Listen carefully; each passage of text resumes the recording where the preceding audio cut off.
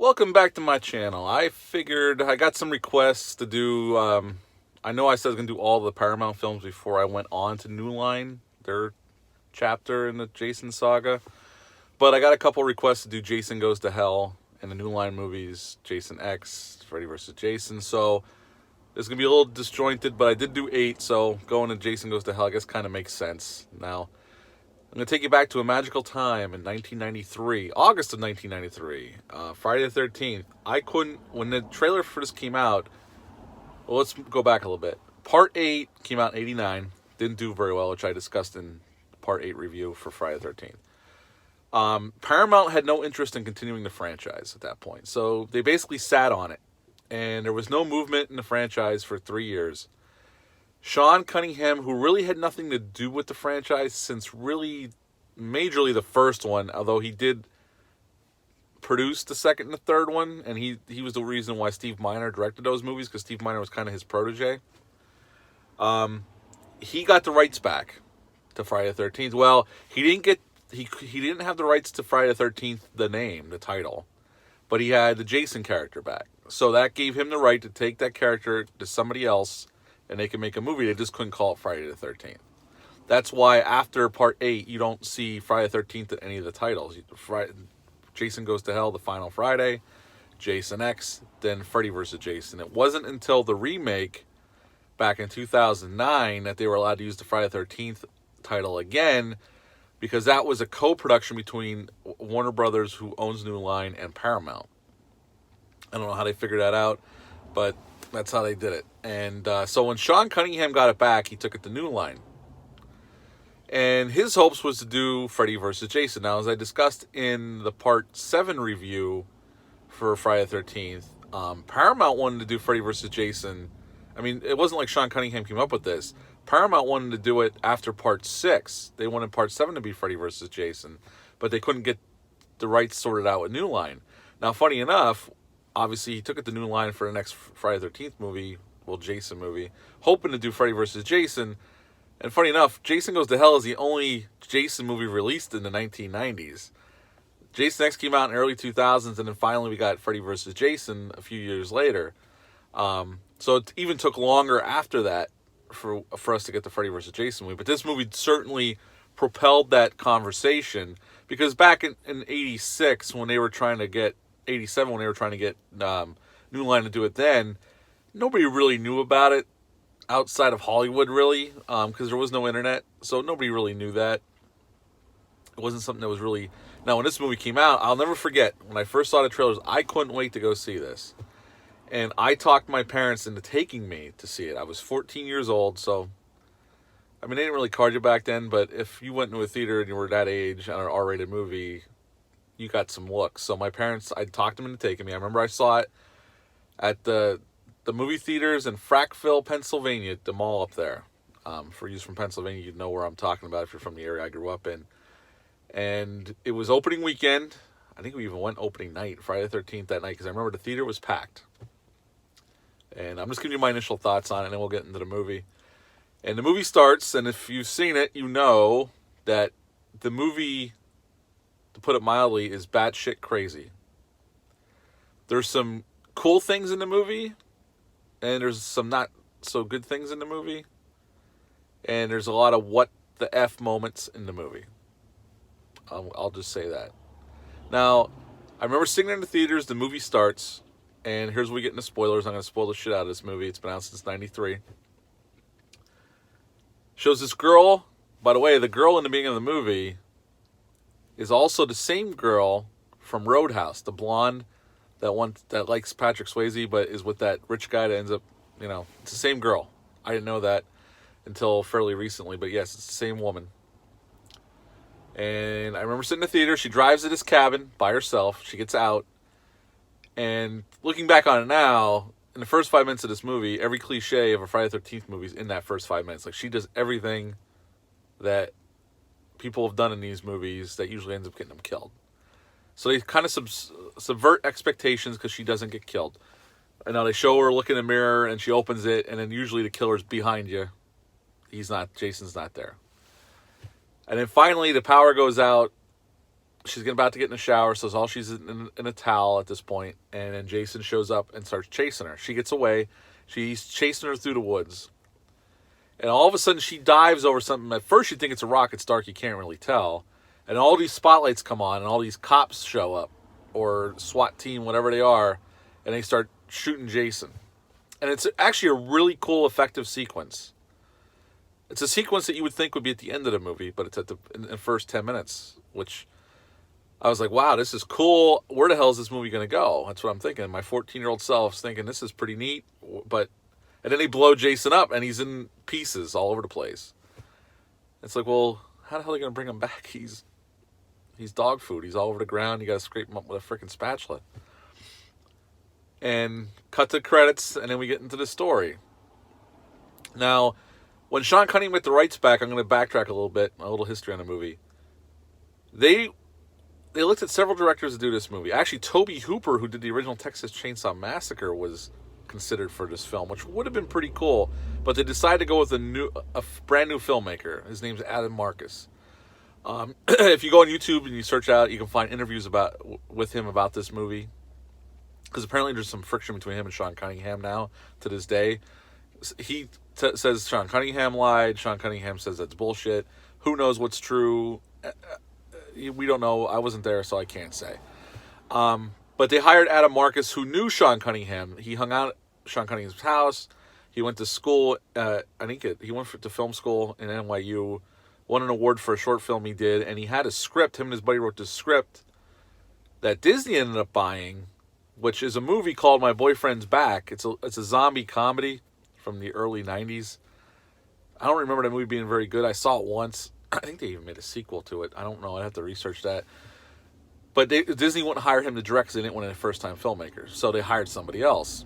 And he was a little mad about that. And then Sean said, well, let's give it to Adam. Let Adam do it. Because Adam was a fan of Friday the 13th.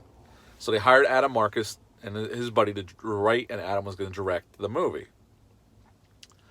So they wrote the script, and supposedly, according to Adam Marcus, which I'm not discounting anything he says, I'm not discounting anything Sean Cunningham says. I wasn't there. I have no idea if this is true. But Adam Marcus claims that Sean Cunningham said to him, I want that damn hockey mask out of the movie. Now, to me, that's a stupid thing to say.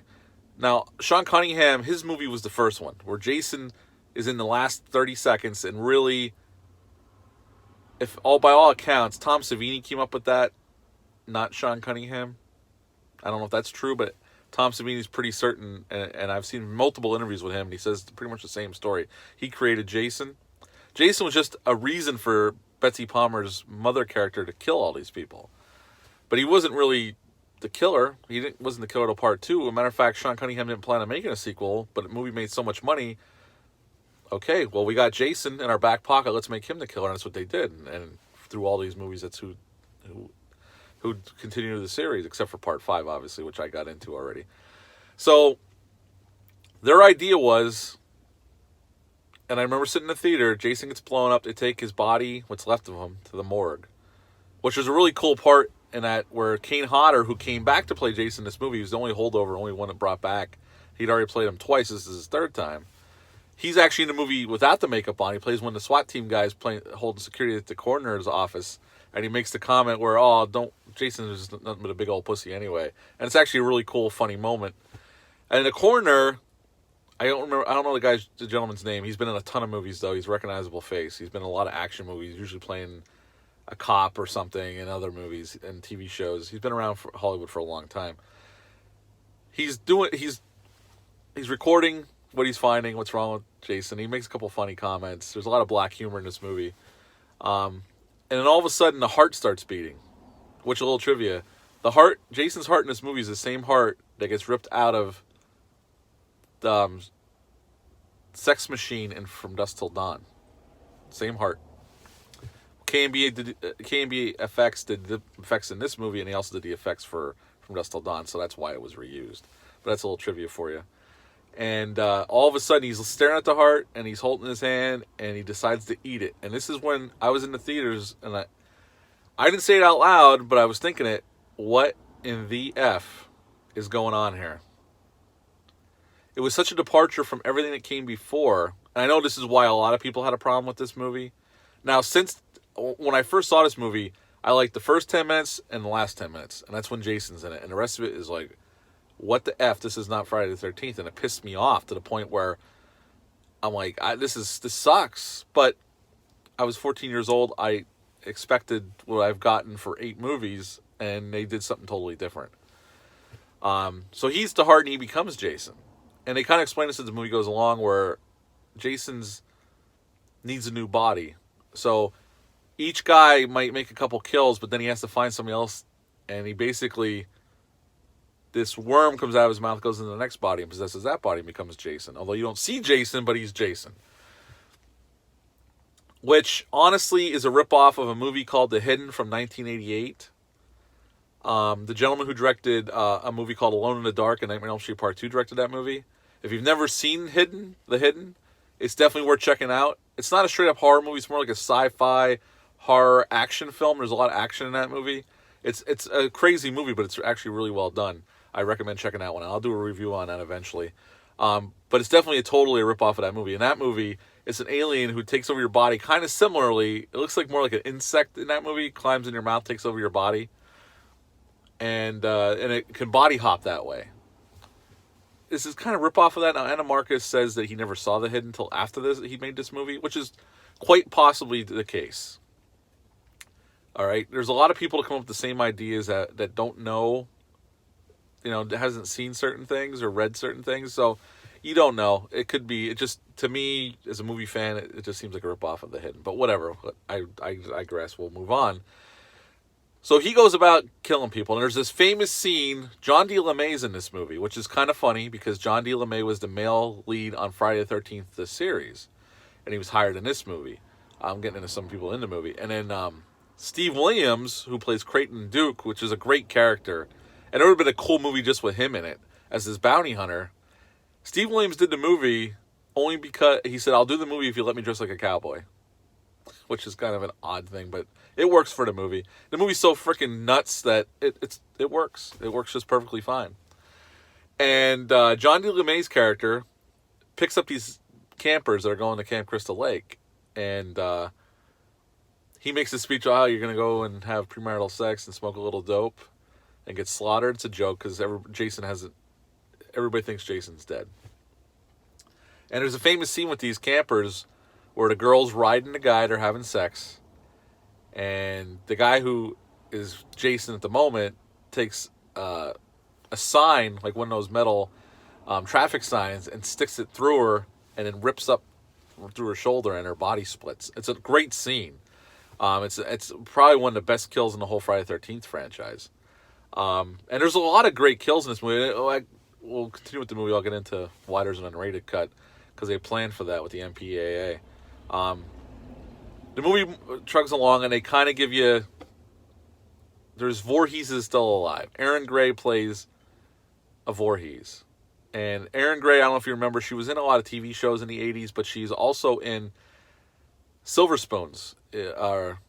Ricky Schroeder was the kid in that show, and she was the mom. That's how I remember her, mostly. Although I think she was on an A-Team episode and a few other TV shows that I liked in the 80s. She's in the movie, and she's fine. The acting's fine. Some of it's over the top. Like, Steve Williams is really over the top, but it works for this movie. Again, because this movie's so batshit crazy. And they kind of explain how he needs to find a Voorhees to be reborn. So they definitely played the mythology of Jason. Not that there had been a really cohesive storyline for a while in the Friday the 13th franchise. But they definitely add things that weren't there before, which I didn't mind. Looking on it now, it's not, I'm fine with. This isn't my favorite Friday the 13th movie. Well, anyway, the movie goes forward, and there's a lot of people getting killed in gruesome ways. There's a cool diner scene that's well done. It's very violent and over the top, and in all the best ways. And then, I learned to like this movie over the years. When I first saw it, I freaking hated it.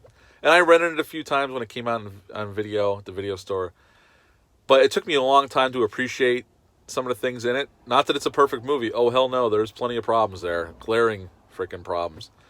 I'm going to fast forward to the end of the movie here. At the end of the movie, Jason kills Erin Gray's character, the one Voorhees. And then her daughter is another Voorhees still around. And The one guy gets killed, and the worm crawls out of him, out of his neck, and they show it in the unrated cut. I don't remember the theatrical cut. I haven't seen the theatrical cut since I saw it in the movie theater. The only way I've seen it since then, I've seen it multiple times, is the unrated version. It's the only way to watch this movie, honestly. And the worm goes down in the basement where Aaron Gray's body is and climbs inside of it, and Jason's reborn. And then that's when we have a fight to the death between Jason and John D. LeMay's character. And it's a pretty cool sequence, although Jason would kill this guy in 5 minutes. No disrespect to John D. LeMay, but he's not that formidable. Jason would have ripped him in half, but they play it up. And they kind of have this dagger in the movie that you got to pierce the heart to Jason to send him to hell. And the daughter grabs it, runs up behind Jason in a cool shot. Kane Hodder looks great. The makeup on Jason, I like the makeup on Jason. This one's not my favorite. Part 7 still is, but it's pretty cool. She runs up behind him and stabs him in the heart. And then all of a sudden you see this light shooting out of his body and light clouds coming. And all of a sudden these hands come up from the earth and grab his legs and start dragging him down. Which is really, it's all well done. It's cool. It's all practical. It looks great, except for the light. I think some of it was, I don't know if it's early stage CGI or animation. And Jason's gone. Now, funny enough, it was shot 2 different ways. Same ending, shot 2 different ways. I've said this about a couple movies because it just seems like they like to do reshoots. They did a lot of reshoots on this movie, actually. The death scene in the tent with the girl getting a spike through the chest and ripped up her shoulder, that was actually shot later after they were done production. They went back and shot some things to fix some things, because apparently when they edited the movie together, only about 45-50 minutes was actually usable, and they had to go back and shoot a lot of things, so they added stuff. That was one of them that was added. Well, anyway, when Jason gets dragged down to hell, originally, I have a picture of this. I bought at a horror convention in Jersey. I went to a horror convention in Jersey with my buddy Chuck and Matt, and they had the guy who worked on the effects there, and I bought a picture. I still have it. It's in my storage unit in one of my totes. But it shows there was these tree-like demons that come up and grab Jason and take him down to hell. But then when they reshot it, they had just these big hands come up and grab him and take him down to hell. But I actually have a photograph of the original, what it looked like, with them around Jason grabbing him. And there is some footage. If you watch the documentary, which I highly recommend, Crystal Lake Memories, if you like this series, it's a great documentary. You just need about, 3.5 hours to watch it, or 4.5 hours to watch it. It's on YouTube, so you can watch it for free, and you can take your time with it. I own it on Blu-ray because I love this series. I bought it when it first came out, but it's all on YouTube. Highly recommend that documentary. It tells you a lot of interesting things and shows you some extra scenes from some of the movies. And then we have the iconic scene at the end that got everybody stoked for Freddy vs. Jason, where they show Jason's mask, the camera's on it, and all of a sudden, Freddy's glove comes up, grabs it, and takes it down the dirt, and you hear Freddy laugh.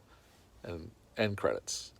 And when I saw it in the movies, I was so excited. I was pumped. Even though I just saw what I thought was a complete shit show of a movie, except for 20 minutes of it, and some of the kills, that gave me hope that we're going to get Freddy vs. Jason. Now, obviously, it wasn't until the 2000s that we got that movie, so I had to wait a very long time when I was an adult by then. But we got it eventually, and we'll talk about that movie down the line. I got some things to say about that one. I like that movie, but there's some major freaking problems with that movie, too, like all these movies. You can nitpick the shit out of these movies. And funny enough, in another trivia, when Freddy's glove comes up, that was Kane Hodder. So technically, Kane Hodder played Freddy and Jason, which is kind of cool. That was his hand in the glove, came up and got his own mask and took it down to hell. Now, like I said, when I saw this in the theaters, I hated this freaking movie because, like I said, the first 10 minutes I loved it. Everything I wanted to see. Jason looked cool. It's everything I wanted. He gets blown up. Okay, where are they going to go from here? And then I got a movie I did not expect. And when that happens, you're either along for the ride or you get pissed off about it. And at the time, I was pissed about it. Now, the ending with Freddy's glove taking Jason's mask kind of saved it. But yeah, there's a lot of logic issues. Although there's some cool Easter eggs. This is like the first movie I remember with a lot of Easter eggs in it. Other movies have done it. But if you look in the basement when the worm goes down in the basement with Aaron Gray's character's body, the crate from Creepshow is down there. And then also at the Voorhees house, the Necronomicon is there, along with the dagger. Now, the director, he said he wasn't implying that Evil Dead is connected to the Friday the 13th franchise. But he said he wanted to work in, but they couldn't because they didn't have the rights, that Mrs. Voorhees used an Necronomicon to resurrect Jason, which would have been pretty cool. And I know at one point there was plans to have a Freddy versus Jason versus Ash movie, and there was some serious talks about that. It never happened, obviously. It would have been cool to see. It never happened. We'll never see it because Bruce Campbell's done playing Ash anyway, and it's never going to happen. But this movie was made for $3 million, and it made about 15 and change. So it made some money. But it wasn't, considering they built it up as the final Friday, it wasn't the box office that New Line had hoped. And they sat on it for a long time. Now, in the 2000s, they made Jason X, because the property has been sitting around for so long, they decided to make a movie just to bring Jason back before they went in, because they knew they were making Freddy versus Jason. It was just a matter of time. Is this movie perfect? No. There's a lot of logic problems. Some of the acting's not that great. For the most part, the acting's fine. The effects, the makeup effects are great. K&B went nuts, and they were allowed to because they shot the goriest movie they could, knowing they had to cut it back. But they planned ahead and said they were going to release the unrated cut on home video, which they did. I own it on DVD. I don't have it on Blu-ray. I don't know if it's even available on Blu-ray. I still have the unrated cut, which I have the theatrical and the unrated. They always released them the same. It's on the same disc. But there's some great gore gags in the unrated cut, and K&B was allowed to go crazy, and they did, and all looks great. Gotta love those practical effects. It's just awesome. Besides, there's a lot of problems with the movie. Obviously, Jason not being in the majority of the movie. Now that I'm older, I can appreciate what they were trying to do. Does it always work? Absolutely not. The whole body jumping thing, they're stretching it to the point of absurdity in a lot of it. The Creighton the Duke character, with the addition of that, was fine. I don't mind them messing with the mythology a little bit, because, like I said, since after part 4, the mythology was kind of out the window. It didn't matter. They just kind of had a formula and they stuck to it, but there was not much story to Jason anymore. It was just this unstoppable killer, and it was about seeing him come back to life, kill a bunch of people, and then how they were going to kill him. That's pretty much the formula. And they tried to do something different, and I can appreciate what they tried. It doesn't work that great. The kills are really cool. I could watch it for that, because the movie's so short. Even the unrated cut, it's only like an hour and 30 minutes. And it breezes by. The pace, they keep it moving. I would give this movie a 6 out of 10. I know it seems low.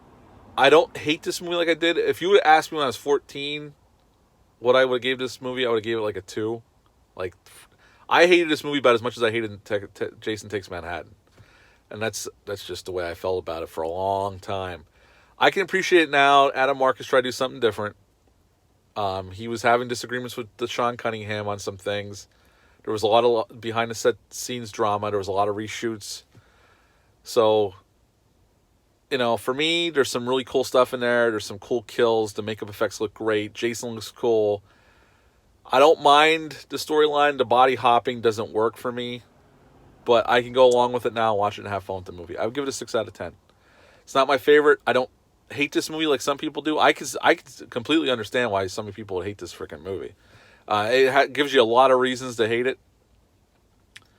But I've grown to appreciate it over years. I give it a 6 out of 10. It's not perfect. There's a lot of problems. But you can have fun with it.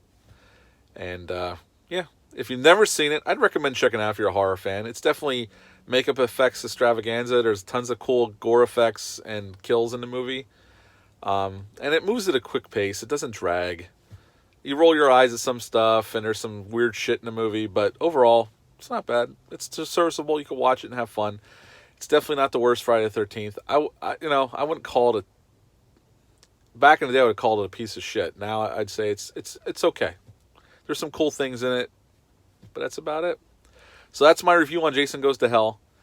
I will get up with Jason X soon and Freddy vs. Jason to finish off the New Line years, and I'm going to go back to 1 through 4 and then eventually do the remake. I'm going to do a couple other reviews in there. I have a couple other reviews I have in my mind, but that's it for me. Have a great day. If you like this review, hit the thumbs up, hit the subscribe button, leave a comment what your thoughts on this movie are, what your history is with it. Like I said, I saw this opening weekend. I talked to my parents. They took me to see it, and they had to sit through this shit. Although, like I said, now I can watch it and have fun with it. But yeah, have a great day, and I'll be back soon. Thanks. Bye.